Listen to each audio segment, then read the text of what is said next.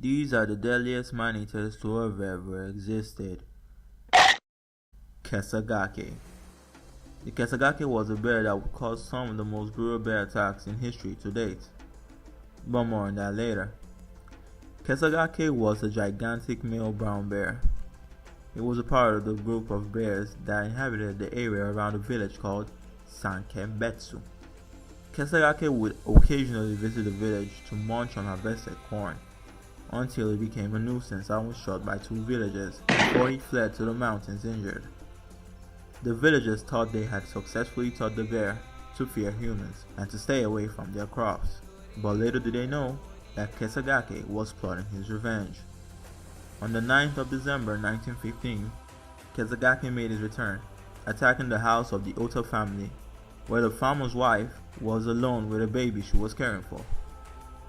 Kesagake killed the baby and dragged the woman to the forest with him. By the time people arrived at the scene, the house was empty and covered in blood. 30 men were sent to the forest to kill the bear and recover whatever remained of the unfortunate woman. They found and shot Kesagake, and again they failed to kill him. They later found the woman's partially eaten body buried in snow, because the bear saved some for later. The bear returned to the Ota family farm again, but this time the farm was heavily guarded, and as a result, other households were left unprotected. So Kesagake took advantage of this and attacked the Miyuki family home, mauling everyone inside. Some managed to escape though, but 2 children and a pregnant woman were killed that day, and according to witnesses, the pregnant woman begged Kesagake to spare her unborn child, but it was all in vain. More families would fall victim to the wrath of Kesagake, until a famous bear hunter, Yamamoto, was later informed about the incidents and immediately identified the bear as Kesagake, and he also informed that the bear had actually killed before. At first he refused to participate, but eventually gave in, and on the 14th of December, the group tracked down Kesagake resting near a Japanese oak tree. Yamamoto got close enough to the bear and opened fire. The first shot hit the bear's heart, and the second hit the head, fatally wounding and killing the animal. A necropsy was later carried out on the bear, during which human remains were found in the stomach of the bear. It is said that the villagers dismantled, boiled, and ate the remains of Kesagake as revenge for the fallen victims. The New Jersey Shark. In the year 1916, there was a series of shark attacks that took place along the coast of New Jersey in the United States. The first victim of said attacks was a young man named Charles Vincent, who was attacked while he was swimming with his dog. Vincent's family, alongside several other people, witnessed the attack before a lifeguard rushed in to save the young man. The lifeguard managed to save Vincent from the tenacious shark, but it was already too late, as the shark had already done a lot of damage. The shark's teeth severed Vincent's femoral arteries, and one of his legs was ripped off his flesh. Vincent bled to death before he could be taken to the hospital. Now you would think, after witnessing such a gruesome scene, someone would put up a sign saying, "Hey, don't go in the water, you will die." I can only assume no one did that, cause just 5 days later, the shark attacked another man, called Charles Bruder.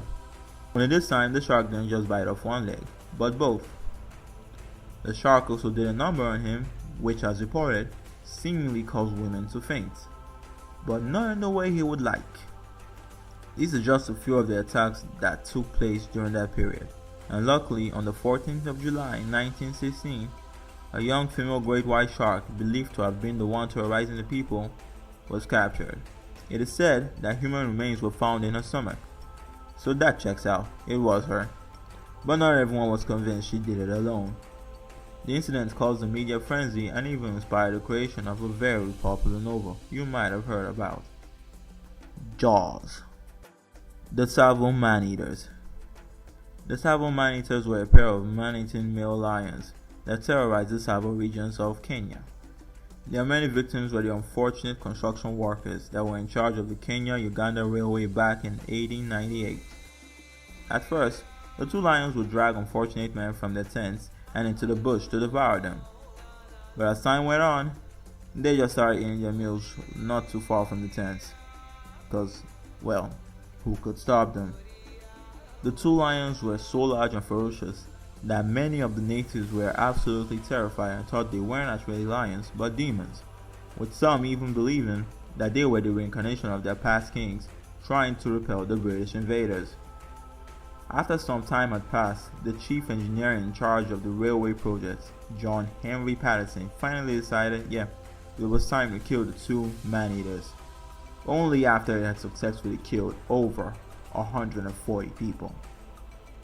Luckily, he succeeded in shooting and killing the two lions, and everything went back to normal. The Chippewa Tigress. The Chippewa Tigress was a man-eating tigress that was reportedly responsible for the deaths of 200 men and women in Nepal. She was so prolific and frequent in her attacks that the people started to assume that they were being attacked by demons, or that it may have been the punishment of the gods. She was so fearless that she would even enter villages during the daytime, roaring and being a nuisance, cause who could stop her? She was eventually driven out of Nepal into India, where, as you guessed it, continued her killing spree till she racked up a kill-death ratio of 436. And to put that into perspective, this is my kill-death ratio in a first-person shooter, and I'm actually a good player. The Chippewa Tigress was eventually shot and killed by a British hunter called Jim Corbett, and it was later discovered that her sudden interest in human flesh was as a result of injuries she sustained, including 2 broken canine teeth that prevented her from hunting her usual prey. The Lions of Njombe. These lions, also known as the man-eaters of Njombe, were a pride of lions that terrorized the Njombe district of southern Tanzania from 1932 to 1947. During this period, they went on a particular killing spree, claiming the lives of approximately 1,500 humans. But these lions didn't just start hunting humans just for the fun of it. No. They actually had valid reasons to do so, one of which was prey depletion due to government activities. You see, before the killing spree started, the British colonial government was trying to control the spread of the rinderpest virus, so it began killing off possible hosts for the virus, like zebras, wildebeest, and antelope. So with not much else on the menu, the lions had to adapt and began to hunt humans for survival. Can you blame them? Another reason was probably because they were being controlled by a witch doctor called Matamula Mangera, who was mad after being deposed of his post. So he sent the lions on a rampage in the village as revenge. And they just did it. And between you and me, this is the one I totally believe was the cause of the lion attacks.